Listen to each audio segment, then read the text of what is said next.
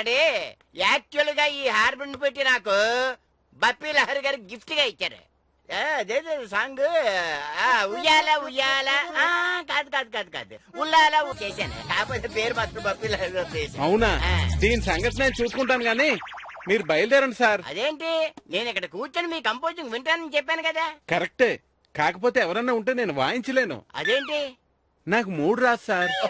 అవునవును, ఎంఎస్ మహాదేవన్ గారు కూడా రూమ్ లో సింగిల్ గా కూర్చొని వాయించుకునేవారట. చక్రవర్తి గారు కూడా సేమ్ స్టైలే కదా, నేను కూడా వాళ్ళనే ఫాలో అవుతాను. Very good. ఓపెన్ చేయండి.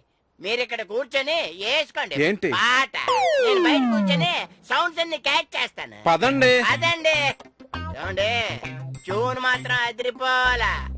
అది పాడి పాప కందిపోవాలా. అది విని నేను పులకరించిపోవాలా. ట్రై చేస్తాను సార్. ట్రై చేయడం కుమ్మేడువే. అంటే ఒక్క విషయం మాత్రం గుర్తెట్టుకోండి, ఎప్పుడైనా మనం పాట ఎత్తుకుంటే ఎదుటాడు ఊగిపోవాలా. నేను ఊగిపోతాను కానీ మీరు పదండి సార్. అమ్మా అవును, పాట సిచ్యుయేషన్ అంటే నాకు చెప్పావు కదా నువ్వు. అది అది విరహపు మగుడు దగ్గరికి రాను అని పెళ్ళం. అదిరింది, కుమ్మేసుకా. అలాగే.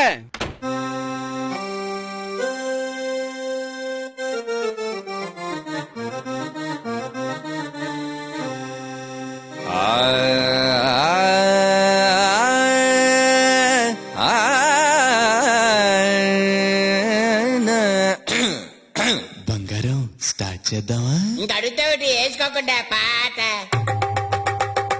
ఉమ్మా చుమ్మా ఉమ్మా చుమ్మా, వనస్తే గొడుగుంది, చలి పుడితే రగ్గుంది.